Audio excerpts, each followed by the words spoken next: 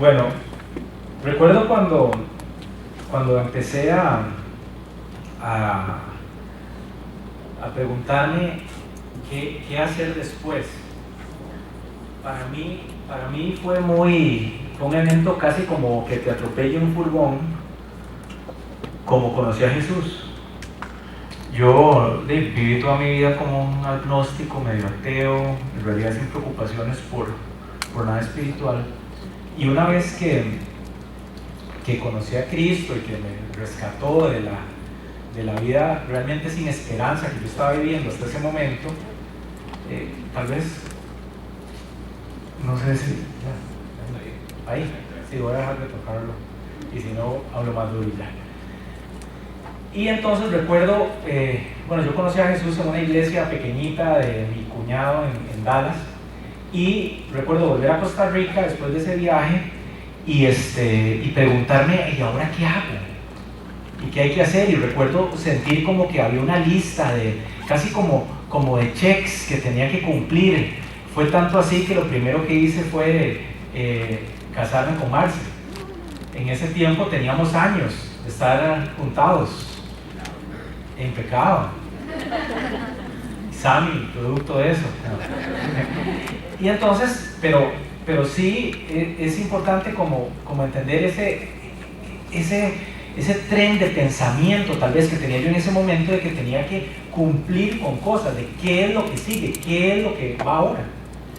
Y pues hubiera sido muy útil para mí en ese momento, y de hecho el que hizo esto en mi vida fue James, como explicarme qué es la cosa, por qué es que hay una iglesia, por qué es que tengo que venir a la iglesia, por qué tengo que participar, y al final, por qué servir, cuál es la razón.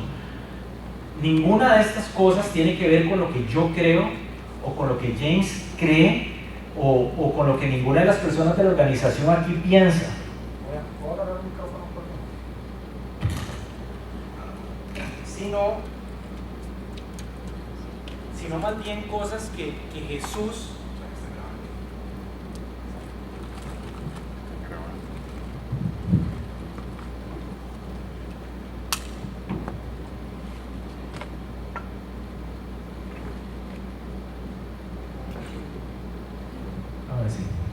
sino más bien cosas que Jesús y que nos ha dicho, que son mandatos que tenemos y que están en la Biblia. Entonces hemos hecho un esfuerzo por juntar una serie de versículos que conllevan esa motivación y ese por qué es que tenemos que servir en la iglesia, y de eso es de lo que vamos a hablar hoy. Voy a hacer 4 puntos. Oramos. Padre, gracias por el día de hoy y por todos los que estamos aquí reunidos, que te buscamos todos los días, Padre. Te amamos desde lo más profundo de nuestro corazón. Sé que a cada uno de nosotros nos has rescatado de un lugar diferente y que lo continúas haciendo, Señor, y por eso te quiero dar gracias. Padre, permite que yo no sea un obstáculo para lo que tú tienes preparado para nosotros hoy, y no dejes que nada nos distraiga, que nada se ponga entre el mensaje que tú tienes para cada uno de nosotros hoy y las personas que estamos aquí reunidas. Te doy gracias, te amamos, Señor, en el nombre de Cristo Jesús, amén. Ok, vamos a brincar entre 4 textos diferentes, cortos. Entonces me gustaría que busquen 1 Corintios 12 y que empecemos en el versículo 12. Creo que lo que podemos hacer es leer el texto primero, después vamos a ir haciendo unos puntos, y me gustaría que me interrumpan en cualquier momento. A diferencia de una, digamos, reunión o un servicio normal, sí me gustaría contestar sus preguntas en el camino, y al final también vamos a tener una sección para conversar, y por si tienen alguna otra pregunta. Pero si en cualquier momento tienen cualquier duda o cualquier idea que quieran compartir, por favor, nada más interrúmpanme y vamos caminando. Entonces, 1 Corintios 12, empezamos en el versículo 12. Les leo. Dice así: de hecho, aunque el cuerpo, pero ya aproximándome al 5º piso. De hecho, aunque el cuerpo es uno solo, tiene muchos miembros, y todos los miembros, no obstante ser muchos, forman un solo cuerpo. Así sucede con Cristo. Todos fuimos bautizados por un solo espíritu para construir un solo cuerpo. Ya seamos judíos o gentiles, esclavos o libres, y a todos se nos dio a beber de un mismo espíritu. Ahora bien, el cuerpo no consta de un solo miembro, sino de muchos. Si el pie dijera, como no soy mano, no soy del cuerpo, no por eso dejaría de ser parte del cuerpo. Y si la oreja dijera, como no soy ojo, no soy del cuerpo, no por eso dejaría de ser parte del cuerpo. Si todo el cuerpo fuera ojo, ¿qué sería del oído? Si todo el cuerpo fuera oído, ¿qué sería del olfato? En realidad, Dios colocó cada miembro del cuerpo como mejor le pareció. Si todos ellos fueran un solo miembro, ¿qué sería del cuerpo? Lo cierto es que hay muchos miembros, pero el cuerpo es uno solo. El ojo no puede decirle a la mano, no te necesito. Ni puede la cabeza decirle a los pies, no te necesito. Al contrario, los miembros del cuerpo que parecen más débiles son indispensables, y a los que nos parecen menos honrosos los tratamos con una honra especial, y se les trata con especial modestia a los miembros que nos parecen menos presentables, mientras que los más presentables no se requiere este trato especial. Así Dios ha dispuesto los miembros de nuestro cuerpo, dando mayor honra a los que menos tienen, a fin de que no haya división en el cuerpo, sino que sus miembros se preocupen por igual unos por otros. Si uno de los miembros sufre, los demás comparten su sufrimiento. Y si uno de ellos recibe honor, los demás se alegran con él. Ahora bien, ustedes son el cuerpo de Cristo, y cada uno es miembro de ese cuerpo. Ok. Me hace muchísima gracia este texto porque me parece pensar, pienso en Pablo haciendo toda esta sucesión de querer casi como llevarnos a la escuela, ¿verdad? A todos, y para que entendamos claramente que cada una de las partes del cuerpo, como cada una de las partes de nuestro cuerpo, son indispensables. Entonces, tenemos que ver la unidad de los cristianos como un cuerpo, no como una meta a alcanzar. Esto es importante. O sea, esto no es algo que queremos hacer, esto es algo que Pablo nos está diciendo aquí que ya es. O sea, nosotros somos parte de este cuerpo de Cristo y eso ya pasó. Ahora, el trabajo que nosotros hagamos con este cuerpo de la iglesia que ya existe, que ya es, eso depende de nosotros, pero no es un trabajo que estamos tratando de hacer, esto es algo que Dios ya hizo. Nosotros somos, en el momento en que aceptamos a Jesús, somos parte del cuerpo de Jesús, que es su iglesia. Entonces no es algo como que nos podemos zafar, ¿verdad? No es algo como que de pronto podemos decir que ya no quiero o que no es así, sino que somos parte de esto. Y cualquier división, y de esto James habla mucho, que nosotros hagamos es completamente artificial. Pablo muy claramente está diciendo aquí que es un cuerpo. Entonces, si yo de pronto pongo un, ¿cómo es? Profeta de naciones, que está el padre de naciones, que está ahí en una oficina con un trono dorado, que no puede atender, eso es artificial. Claramente Pablo está diciendo que la punta del dedo gordo y el cerebro completo son igual de importantes y que todos somos parte de este cuerpo que ya existe porque Dios lo hizo. Entonces no somos nosotros jugando de iglesia, ni es una idea nuestra, y cualquier división que existe es algo que nosotros hemos creado y que no está dentro del plan de Dios. Ahora, dice que el cuerpo tiene muchas partes, pero que Dios lo ha puesto donde Él quiere. El texto dice, en realidad Dios colocó cada miembro del cuerpo donde mejor le pareció. Esto es muy importante porque es un diseño. Y vemos la sabiduría del diseñador en el diseño que hizo. Vemos que todos tienen algo y que ninguno tiene todo. Todos tenemos algo. Apunten eso. Todos tienen algo y ninguno tiene todo. Eso es importantísimo. James puede tener un llamado, un fuego en su corazón que yo sé que lo tiene desde años antes de que Semilla existiera, y fue por este llamado que esta iglesia comenzó. Pero él no puede ser la iglesia de Semilla solo, no puede, porque Dios diseñó un cuerpo que está lleno de partes y que puso cada parte, o sea, puso a Belita, puso a Rafa, puso a Marcelita donde a él le pareció. Entonces esto tiene una vital importancia. ¿Por qué? Porque yo no puedo decidir al respecto, porque yo no puedo poner a alguien, o James no puede poner a alguien a hacer algo que a mí me parezca que tiene que hacer, sino que cada uno de nosotros tiene que responder a este llamado que es de Dios y tener esta tarea que Dios decidió que cada una de las personas tuvieran.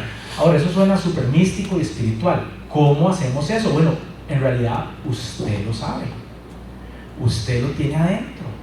Hay un fuego, hay algo ahí. Recuerdo esta muchacha, se llama, no me acuerdo cómo se llama, es una muchacha que viene aquí a la iglesia joven, tiene un chiquito muy bonito, pequeñito, Marisol.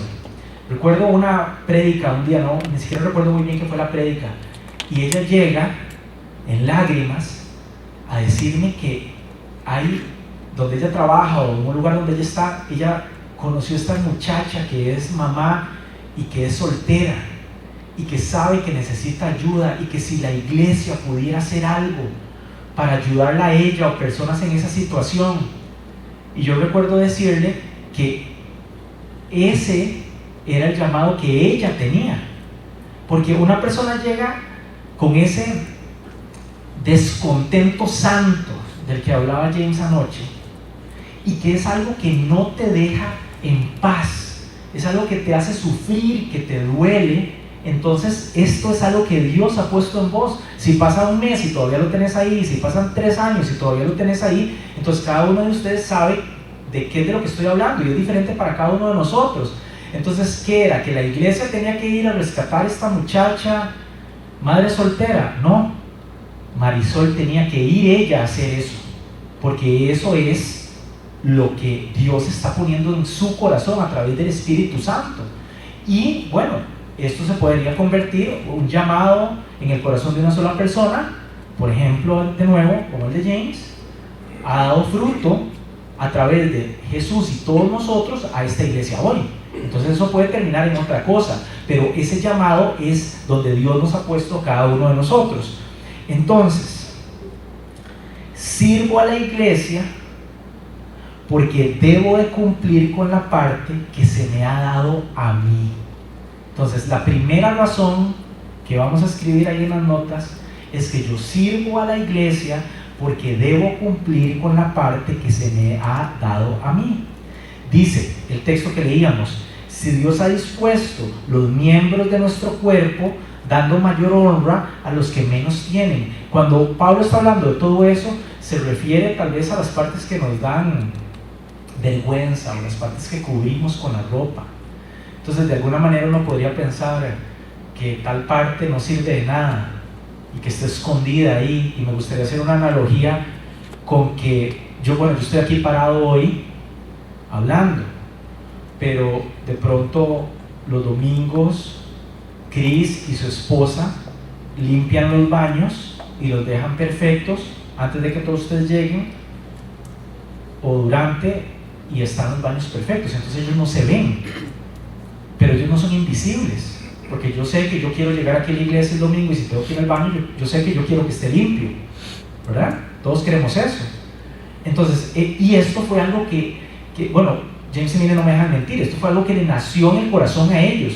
Chris llegó directamente y dijo, y voy a poner ejemplos así con personas, porque todos estamos sirviendo aquí y quiero que entendamos de qué estamos hablando. Ellos llegaron a donde los pastores y les dijeron, nosotros queremos hacer esto por la iglesia, y entonces ellos lo hacen. Entonces no es que yo fui a donde Rafa y le dije, Rafa, hicimos piedra, papel, tijera y perdiste, y te tocó limpiar los baños, así que a las 6 de la mañana los domingos. No, eso no es. Ahora, sí hay una estructura y sí hay un ordenamiento para que las cosas funcionen, y de pronto, y de eso vamos a hablar ahorita, uno va a tener que hacer cosas que le dicen que haga, porque esto se trata de servir a Jesús, no servirme a mí. Pero ya casi vamos a hablar de eso. Entonces, el primer punto es, con nuestro primer texto, que les recomiendo que se lean ese capítulo completo. Voy a decirlo de nuevo: sirvo a la iglesia porque debo cumplir con la parte que se me ha dado a mí. Entonces, si usted de pronto está pensando que no tiene cómo servir, entonces vea para adentro. Esto es un acto de introspección donde usted puede llegar y decir: pero es que yo podría hacer todo esto. Y entonces vamos a ver cómo lo hacemos, y vamos a ver que usted esté en el lugar que tiene que estar, porque uno va a servir más eficientemente, con más excelencia, y ahí vamos caminando. Bueno, segundo texto que quiero que leamos, Primera de Pedro 4. Dicen traficante cuando... no, broma. Esa es una broma de los que vinieron anoche. Primera de Pedro 4, y vamos a empezar a leer en el versículo 8. Vamos a leer del 8 al 11. Primera de Pedro 4, 8 al 11.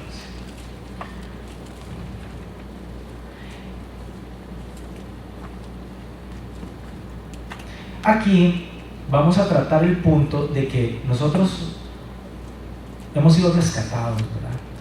Y todos hemos sido rescatados porque antes vivíamos sin Jesús, teníamos una vida sin esperanza, y ahora tenemos esperanza, somos partícipes de una herencia, somos partícipes de lo que Jesús tiene para nosotros. Entonces a nosotros se nos ha dado toda esta gracia, somos los recipientes de la gracia de Jesús. Entonces la siguiente razón por la cual yo sirvo a Jesús es porque yo tengo que llevar a las demás personas esta gracia que se me dio a mí. A través de mí se va a llevar esa gracia. Entonces podemos poner: sirvo a la iglesia porque tengo que llevar a través de mí la gracia que Jesús me dio. Sirvo en la iglesia porque tengo que llevar a través de mí la gracia que Jesús me dio.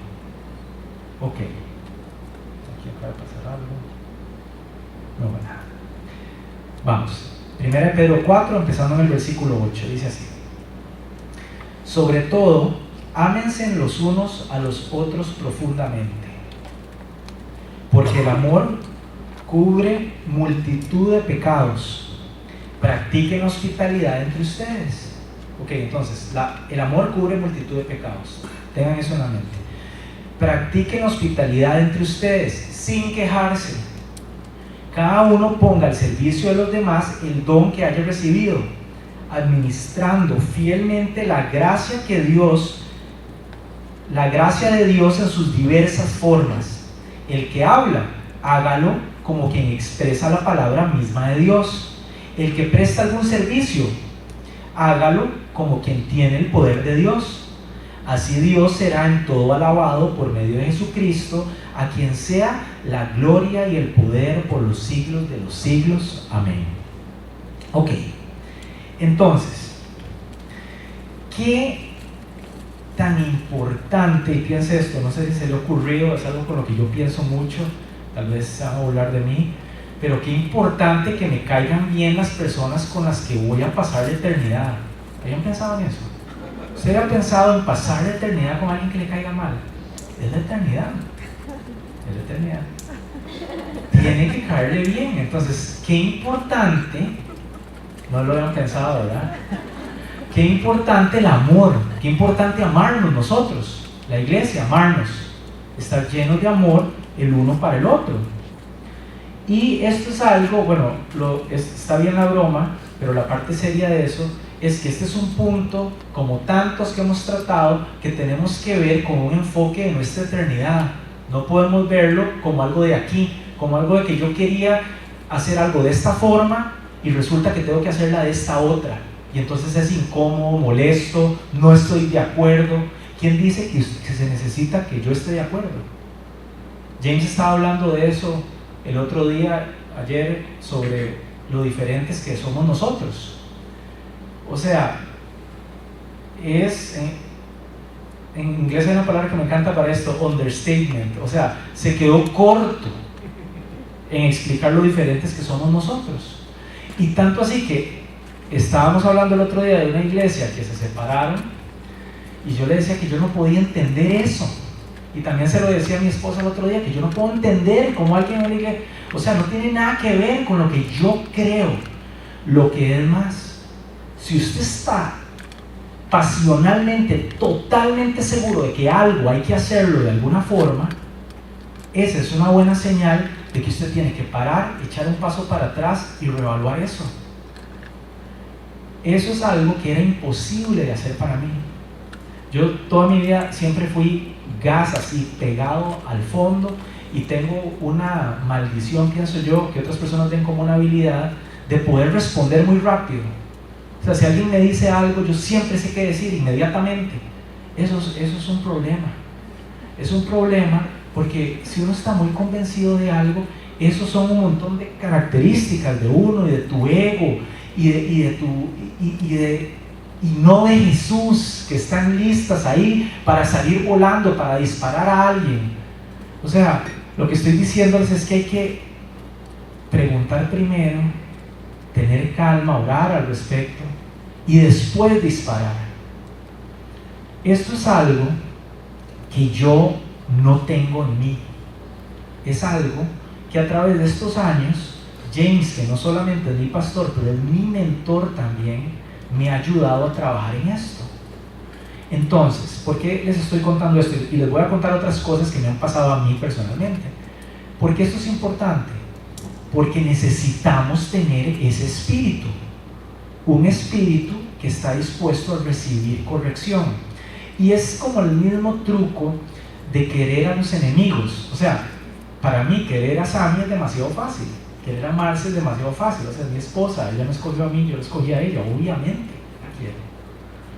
Pero hay alguien que usted en esta iglesia o aquí mismo entre nosotros, hay alguien que le incomoda a usted, hay alguien que dice algo y que inmediatamente a usted no le gusta o que usted piensa al revés. Bueno, ese es el trabajo.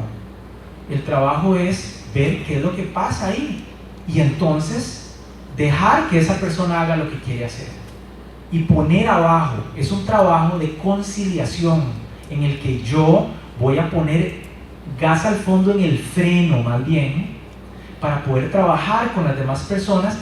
Y como vamos a ver ahorita en otro texto, que mi trabajo en el cuerpo de Cristo hace que el trabajo de los demás que son diferentes al mío crezca.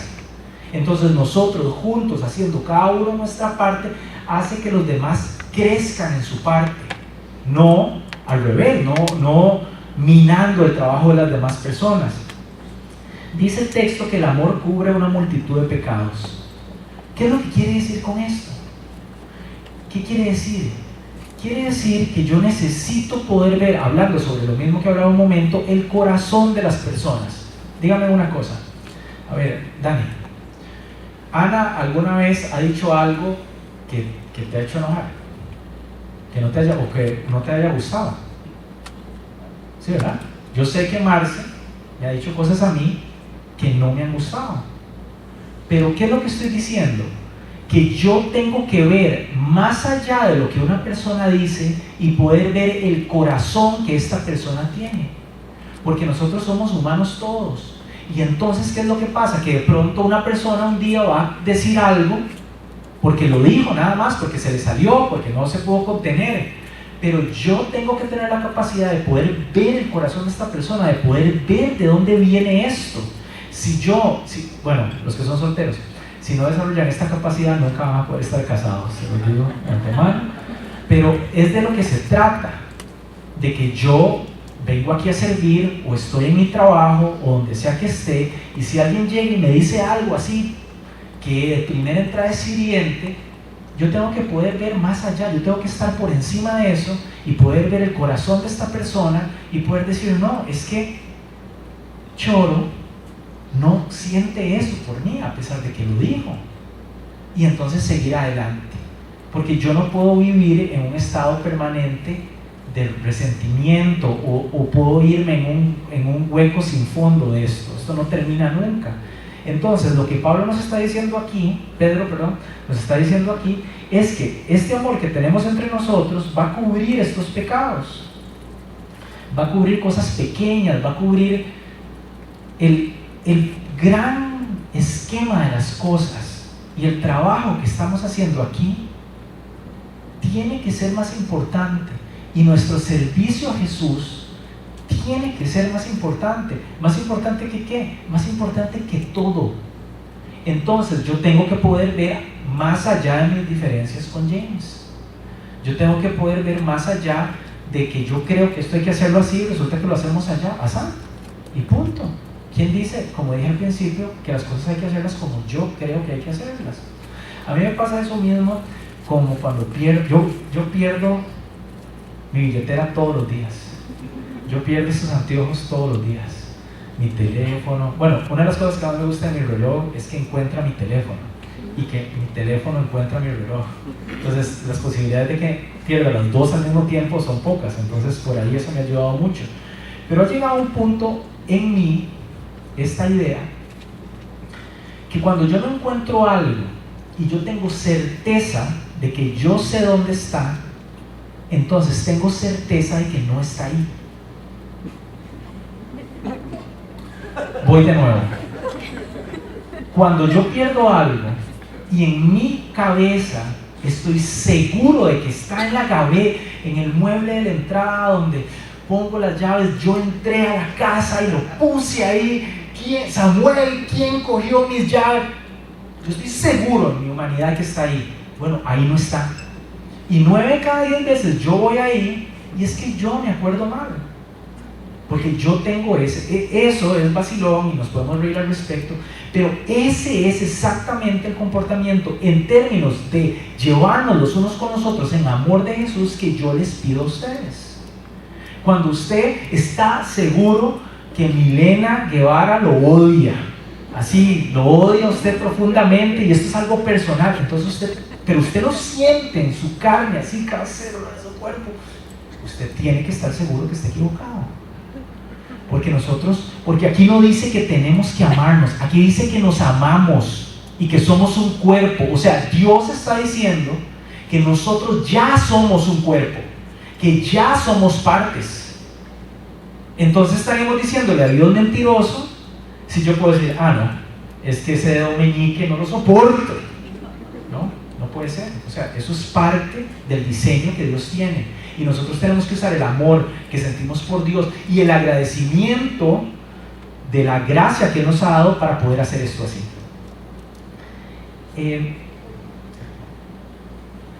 Continúo. Dice, bueno, quiero hacer una cita.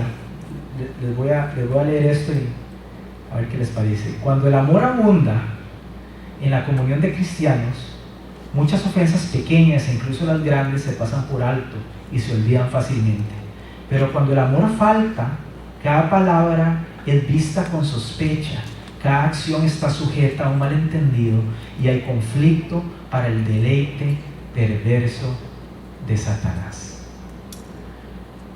Esa es una frase de Spurgeon de 1860, que es tan de 1860 como hoy. Nosotros somos en nuestra humanidad los que podemos llevar a una iglesia en nuestro servicio que empezó con las mejores intenciones a separarse por completo.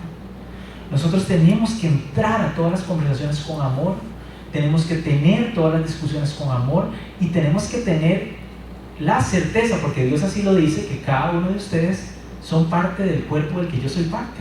Entonces tenemos que vernos así, porque eso es lo que Dios dice que somos. Ok. Dice que tenemos que demostrar hospitalidad, o sea que tenemos que verdaderamente tener comunidad entre nosotros, hacer un esfuerzo por esto.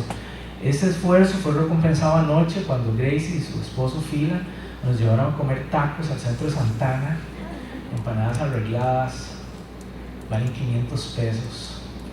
Es increíble, se los recomiendo, tienen que ir.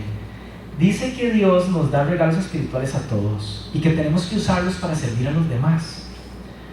Entonces, no lo busquen por tiempo, pero dice 1 Corintios 15:10 dice: pueden apuntar eso, 1 Corintios 15:10, se los voy a leer, dice: pero por la gracia de Dios soy lo que soy, y su gracia no ha sido en vano para conmigo. Antes he trabajado más que todos ellos, pero no yo, sino la gracia de Dios conmigo. Entonces es Pablo diciendo que él no es nada, que todo lo que es por esta gracia de la que estamos hablando, que nos va a dar ese amor que tenemos que transmitir, que viene de Dios y que se transmite a través de nosotros. Entonces, ¿cuál es la idea? La idea de esta parte que quiero que se lleven es que la gracia tiene 1000 formas. O sea, de donde Dios lo rescató a usted no es de donde me rescató a mí. Mi experiencia con Jesús es una, la suya es otra. Entonces esta gracia de Dios multiforme, dice una versión de la Biblia, esta gracia enorme de 1000 aristas, de 1000 colores diferentes, es en vano si usted se la deja para usted. Si usted se encierra en su gracia, se queda en su casa y no hace nada. No, ese no es el propósito. El propósito no es hacer un club social de personas que estamos esperando vernos en el cielo. No, el propósito es esta gracia que recibí, llevarla a los demás. Entonces, no puede ser en vano y sirvo en la iglesia porque tengo que llevar a través de mí la gracia que Jesús me dio. Todo esto que Él me ha dado, tengo que llevarlo a las demás personas. Entonces, para eso estoy sirviendo en la iglesia, para eso. Seguimos. Vamos con Efesios 2 y vamos a empezar en el versículo 19. ¿No tienen ninguna pregunta? ¿Preguntas? Okay. ¿Algo que, Domani? Sí, no estoy pensando que como el contexto es el cuerpo de Cristo, ¿no? Ajá. Pero mucho de lo que tú estás mencionando también nos sirve para el resto, lo claro. que sabemos que no son parte del cuerpo de Cristo, y ahí el desafío aumenta, ¿verdad? Claro, y a eso vamos a llegar, porque ¿qué es lo que se... Bueno, y qué dicha que me dijo eso, porque voy a adelantarme. ¿Qué es de lo que se trata? ¿Cuál es la función entonces de la iglesia? ¿Cuál es la función? Y si la función se lleva a cabo como Jesús lo planeó, entonces eso de lo que está hablando don Mario sucede por sí solo. La función de la iglesia es que nosotros, los que somos cristianos, en la gracia de Dios, seamos preparados para el trabajo que Dios tiene para nosotros. Entonces, si yo me preparo, y vamos a leer un texto ahora que habla de eso de una forma espectacular, pero si yo estoy preparado totalmente, entonces yo llevo esa gracia a la gente que está conmigo en el trabajo. Y yo llevo esa gracia a cada rincón, porque sería injusto pedirle a James, ¿dónde trabajas vos? ¿Dónde queda? Ok, sería imposible pedirle a James que con su prédica en la iglesia del domingo evangelice a la gente que trabaja con vos en la empresa de turismo en Romoser. Eso no se lo podemos pedir, porque él no está ahí. Pero dentro del cuerpo de Cristo estás vos, y en el perfeccionamiento tuyo dentro del cuerpo de Cristo te va a llevar a convertirte en esa, si no sos ya, ese testigo del Espíritu Santo del que hablaba James anoche, que va a llevar a Jesús a esas personas. ¿Y dónde van a terminar esas personas? Yo esperaría que aquí en esta iglesia, si no en alguna. Y entonces cuando ya sean parte del cuerpo de Cristo, se van a seguir perfeccionando con todos nosotros. Pero ese es nuestro trabajo y lo tenemos que ir haciendo todos, porque es como un virus, se expande. Yo lo tengo, entonces mi trabajo es pegárselo a las personas que me rodean. Pero las personas que me rodean a mí no son las personas que, a ver, hagamos un ejercicio. ¿A quién de aquí vos nunca has visto fuera de la iglesia? Que están aquí. A mí, por ejemplo. ¿Me has visto fuera de la iglesia en algún momento? Ok, entonces yo me veo rodeado de un grupo de personas y vos te ves rodeado de uno completamente distinto. Yo, acabo de ver a Mari ahí y me quedé pensando si la he visto, si me la he topado en algún lugar. Nunca. Entonces, ella tiene su trabajo, yo tengo el mío. Pero tenemos que perfeccionarnos aquí para poder hacer ese trabajo. Ok, Efesios capítulo 2, 19, versículo 19. Okay, dice: por lo tanto, ustedes ya no son extraños ni extranjeros, sino conciudadanos de los santos. Y cada vez que digo santos o que leen santos, piensen en cristianos. Eso es a lo que se está refiriendo, a nosotros. Sino conciudadanos de los santos y miembros de la familia de Dios, edificados sobre el fundamento, esto es importante, edificados sobre el fundamento de los apóstoles y los profetas, siendo Cristo Jesús mismo la piedra angular. En él todo el edificio bien armado se va levantando para llegar a ser un templo santo del Señor. En él también ustedes son edificados juntamente para hacer morada de Dios en su espíritu. Ok, Jesús la piedra angular. ¿Ustedes saben qué es una piedra angular? ¿Saben qué es? ¿No? ¿Sí? Ok, cuando en la antigüedad se hacía un arco de una puerta, bueno, yo sé que Oscar sí sabe, entonces se hacían piedras que tenían como cuadraditos, como trapecios, y cuando usted va haciendo un semicírculo, llega un punto en el ápice del arco donde usted tiene que poner una piedra triangular que sostiene todas las otras piedras. Si usted quita cualquiera de las que son como un trapecio, ¡pum!, caen y se acomodan. Pero si usted quita la piedra angular, todas se caen, porque en ella se sostiene todo el arco. Entonces lo que está diciendo aquí es que nosotros somos como estos bloques de ese arco, pero que Jesús es el que nos sostiene a todos. Y además está diciendo que a través de los profetas y los apóstoles, que Jesús directamente les habló, está el fundamento de la iglesia. Entonces aquí de una vez le damos un chonetazo a cualquier persona que diga que es profeta, que diga que es apóstol, que diga que tiene una posición o que cualquier cosa así, no tiene sentido. Eso fue y está escrito en la Biblia. Las personas que son los apóstoles, las personas que fueron los profetas, que fueron los apóstoles, y nuestra iglesia, esta iglesia, el cuerpo de Cristo, está sustentado por su piedra angular, que es Jesús. Ok, entonces es importante que nosotros aprendamos de la Biblia y que la leamos. Es importante. Y es importante porque yo digo que es importante. ¿O por qué es importante? ¿Por qué?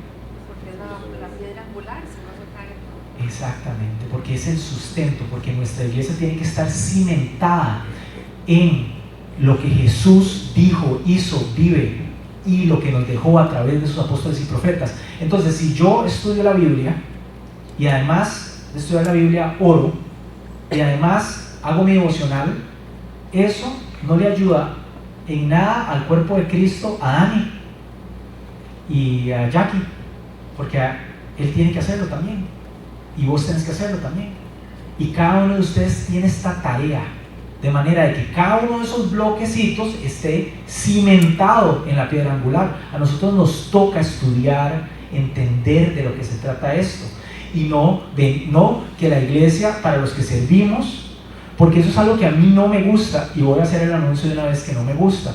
No me gustan las personas que sirven, que solo vienen a la iglesia a servir. Si usted viene a la iglesia solo cuando le toca servir, mejor no sirva y venga a la iglesia todos los domingos a recibir la palabra de Dios, y cuando esté listo para servir, sirva porque lo necesitamos. Pero el punto aquí es que nosotros necesitamos recibir esta palabra de Dios. Necesitamos estar nosotros ya personalmente cimentados en los profetas, en los apóstoles, en Jesús. Jesús, profetas, apóstoles, leemos la Biblia, estamos cimentados. Okay. Entonces, Hebreos 13:15, no lo busquen, dice: servimos allí como sacerdotes, ofreciendo sacrificios espirituales de nuestros labios y corazones, nuestras alabanzas a Dios. Entonces lo que nosotros venimos a hacer aquí es alabar a Dios. Hebreos 13:15, alabar a Dios. Así que ofrezcamos continuamente a Dios por medio de Jesucristo un sacrificio de alabanza, es decir, el fruto de los labios que confiesan su nombre. O sea, nosotros tenemos que dar, cada uno de nosotros, un fruto que sale de nuestros labios de alabanza a Dios, no en la iglesia, cuando Mari canta únicamente, sino en nuestra vida diaria. Entonces, la iglesia funciona hoy. Hay una aquí, en Santana. Pero hace 2000 años esto está ocurriendo. Entonces, han pasado 2000 años, 2000 años después, el servicio que yo estoy haciendo aquí es como yo quiero o es como Jesús pide.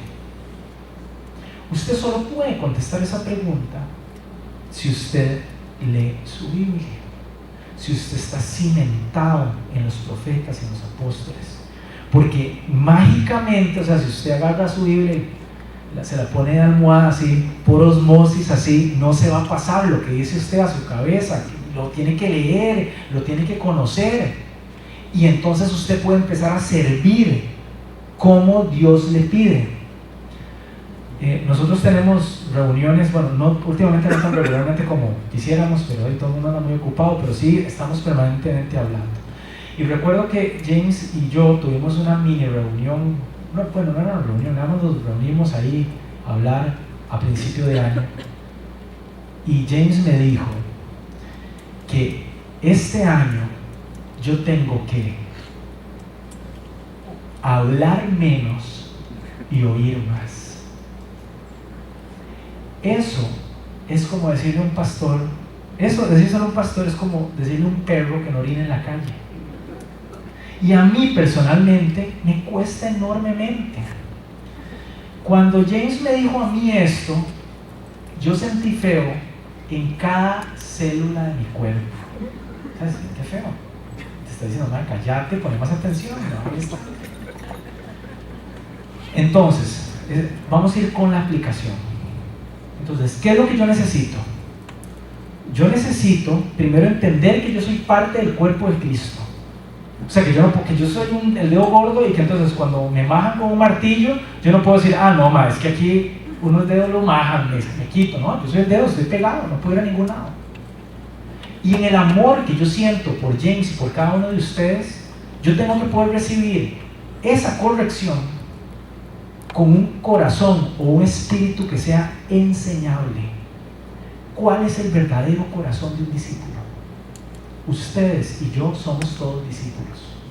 El corazón de un discípulo tiene que poder recibir una corrección. Tiene que poder recibir una corrección. Y una corrección a veces va a ser fea. A veces te van a corregir con algo que no te gusta. Y muy probablemente así va a ser la mayoría de las veces, porque si es algo que haces continuamente, te gusta, ¿verdad? ¡Pum! Cállate. ¡Pum! Poné más atención. Entonces, si yo puedo comportarme como un discípulo, entonces yo tengo que poder tener la capacidad, y esto le toca a cada uno de ustedes, de poder ver lo que mi pastor, mi mentor, mi amiga en la iglesia, mi amigo hermano del cuerpo de Cristo cristiano tenga que decirme, y nada más meter el freno y oírlo y ver qué es. Y yo, bueno, en mi caso personal de mi pastor, recibir esa corrección y ponerle a, tal vez, poner un toque más de atención y hablar un poco menos. Entonces, es importante que si hay algo en el corazón de nosotros que nos impide convertirnos en un discípulo de verdad, que nos impide recibir corrección, que nos impide poder ser una esponja que está anuente a recibir todo lo que la Biblia dice que yo estoy teniendo que cambiar, que estoy teniendo que mejorar, entonces tengo que quitarlo para poder integrarme totalmente en mi cabeza, porque ya soy parte del cuerpo de Cristo. Eso lo tenemos claro, ¿verdad? Porque la Biblia dice que así es, no es algo que estamos haciendo, es algo que ya está hecho. Entonces tenemos que hacer eso. Entonces, este punto es que yo sirvo a la iglesia porque soy un discípulo de Jesús en proceso. Eso es importante porque es algo que no ha terminado. Dice el texto que acabamos de leer que en él todo el edificio bien armado se va levantando para llegar a ser un templo santo en el Señor. O sea, esto es un trabajo que estamos haciendo y lo podemos ver, ese texto enfocado a la iglesia y enfocado a cada uno de nosotros. O sea, si yo soy un sacrificio vivo, como Pablo dice, si yo soy un sacrificio vivo a Dios, si mi vida tiene que reflejar a Jesús, entonces mi vida tiene que ser un templo que se va levantando y se va levantando y que va a estar terminado cuando yo me encuentre con Cristo, cuando esté frente a Él. Entonces en ese momento mi humanidad va a ser perfeccionada y yo voy a ser convertido en otra cosa. Pero entonces lo que estamos haciendo ahora, estamos sirviendo hoy aquí y estamos aquí en el entendido de que yo tengo que servir en mi iglesia porque yo soy un discípulo y un discípulo que estoy en proceso de convertirme en discípulo y voy a seguir siendo discípulo. Ok, último texto para terminar. Efesios 4. Y bueno, esto es a manera de conclusión y sé que Daniel va a hablarles de este texto también, entonces para que tomen notas. Dice así, Efesios 4, 11 al 16. Él mismo, ¿ya están ahí? Perdón. 11 al 16. Digan, traficante. Ok, listo. Ok, él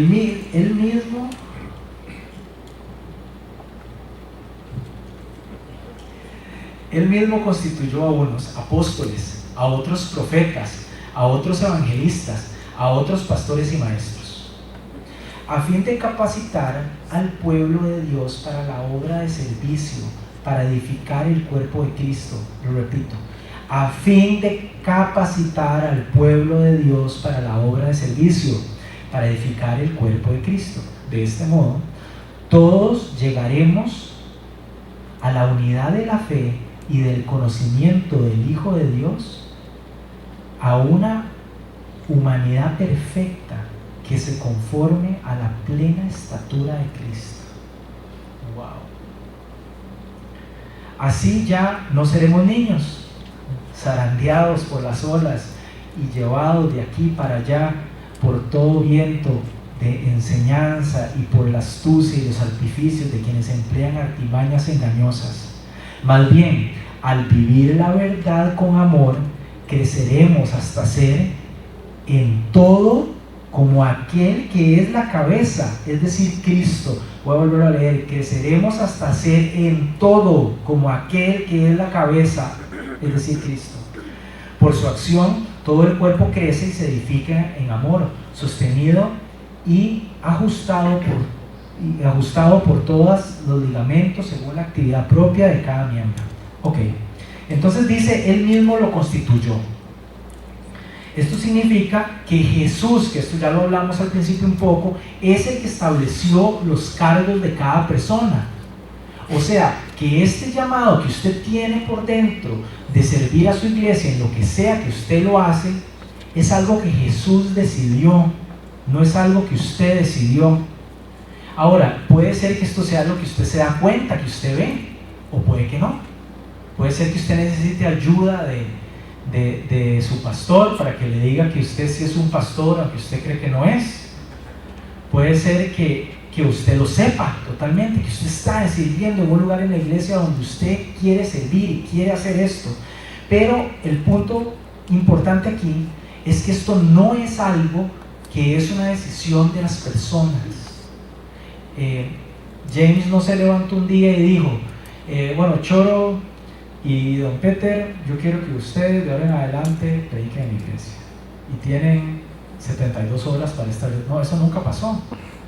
O sea, cada uno de nosotros ha sentido una necesidad de hacer esto, y yo sé que yo tengo un amor por la palabra de Dios y yo quiero transmitírselo a otras personas. Yo quiero hacer eso más que ninguna otra cosa que hago. Entonces, de esa forma, cada uno de nosotros, como veíamos antes, no hay ninguna diferencia en el cuerpo de Cristo, lo dice la Biblia, entre pararse aquí y este ministerio que describe aquí Pablo, pastor maestro.